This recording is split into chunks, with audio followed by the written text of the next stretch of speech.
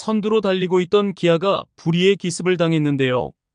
바로 꼴찌 롯데에게 통탄의 역전승을 당했습니다. 분위기 좋게 NC를 스윕으로 이기고 왔는데 벼락을 맞았습니다.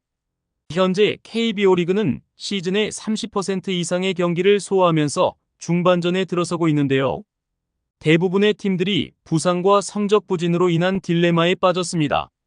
그렇기 때문에 각 구단의 감독들은 자신의 팀의 분위기를 유지하는 것에 초점을 둬야 중반으로 넘어가는 시즌에서 우위를 점할 수 있죠.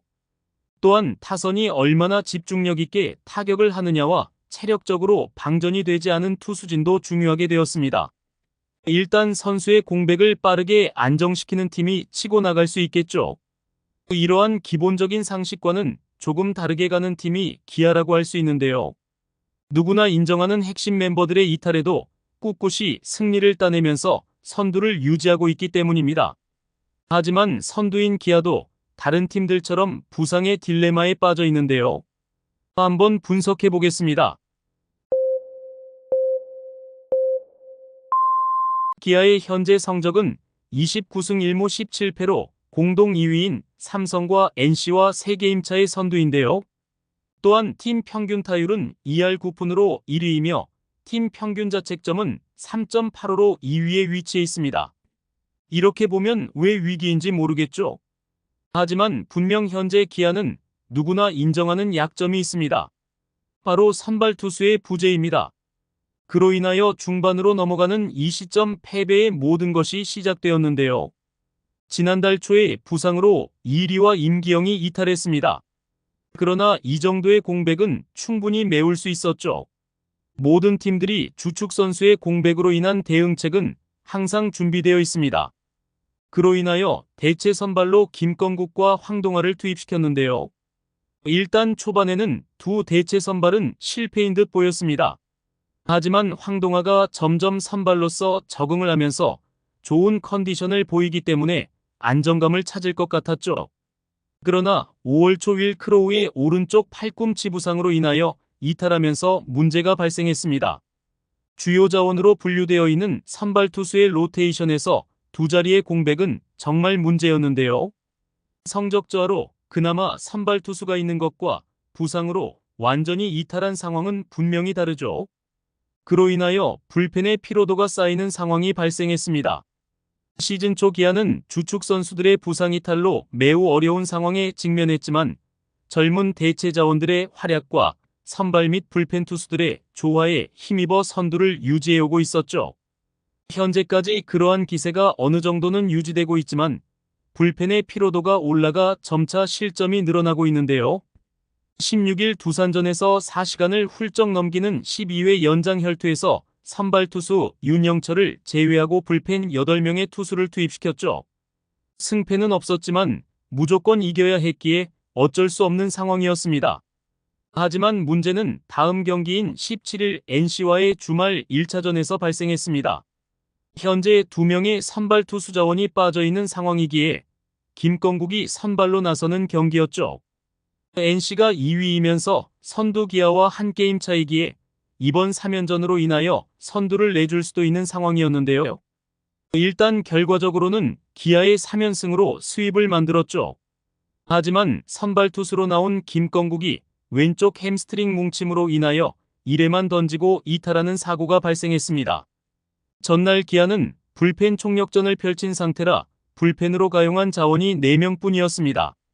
급하게 준비를 하여 김사윤을 2회에 투입하고 마무리로 전날 0.1이닝만 던진 전상현으로 경기를 마무리하면서 7대4로 승리를 했죠.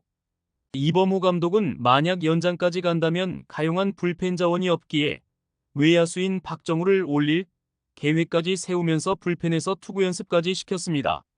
18일과 19일은 황동아가 5이닝, 양현종이 6이닝을 던지면서 승리를 따냈습니다. 이러한 상황에서 크로우의 상황에 큰 변수가 생겼습니다. 부상의 정도가 심해진 것 같은데요. 아직 진단 결과가 나오려면 일주일 정도 남아있지만 기아의 무너진 마운드를 보강해야 합니다. 일단 이범호 감독과 심재학 단장은 크로우가 빠지는 것을 가정하고 앞으로를 준비하기로 했는데요. 이일이와 임기영이 돌아오면 선발 공백을 잠시나마 채울 수 있을 것으로 보입니다. 돌아오는 시점은 2군에서 한 경기 정도 더 던져보고 투입될 것으로 보이는데요. 빠르면 두산과의 주말 3연전 중에 투입할 듯합니다. 부상에서 돌아온 이리와 임기영이 제 역할을 해줄 수 있을지는 모르지만 기아의 입장에서는 선택의 여지가 없는데요. 거기에 중요 자원은 외국인 투수의 부재 또한 어느 정도는 영향을 끼치겠죠. 일단 기아의 스텝은 천천히 영입 가능 자원을 분류하기 시작했습니다.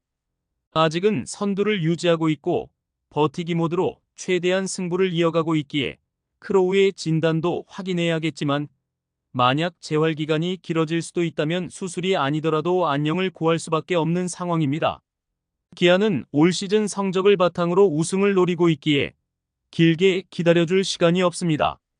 그리고 5월 말이 되면 메이저리그나 마이너리그의 많은 선수들이 트레이드가 가능하기 때문에 미리 준비를 하고 있습니다. 한화나 LG보다는 급한 것이 아니기에 크로우의 진단 결과와 외인 투수 영입을 동시에 준비하고 있죠. 에릭 스타웃, 터커 데이비슨, 코리 에보트, 루크 위버 등 기존의 한국 프로야구팀과 접촉이 조금이라도 있었던 선수들 뿐만 아니라 5월 말에 추가적으로 영입 가능한 선수가 나온다면 그때 전력을 다해 최고의 선수를 영입할 것입니다. 우승을 위하여 약간의 출혈이 있어도 최고 전력을 만들려고 합니다. 이범호 감독이나 심재학 단장이 대외적으로 윌 크로우의 진단 결과를 보고 다음 행보를 시작할 것이라고 말하고는 있지만 결코 그렇게 할 수 없는 상황입니다. 일단 이리와 임기영이 2군에서 실전 감각을 익히는 것이 시작되었고 1군으로 복귀한다면 대략 6월 초까지는 버틸 수 있는 상황입니다. 둘의 부상 복귀 후 성적이 잘 나온다는 보장은 없지만 없는 것보다는 낫겠죠. 현재 선발 투수의 공백으로 인하여 피로도가 올라간 불펜진의 멘탈도 다시 잡아야 합니다. 이제 30% 정도의 경기를 했는데요. 지금 걸어온 길보다 2배의 길이 남아 있습니다.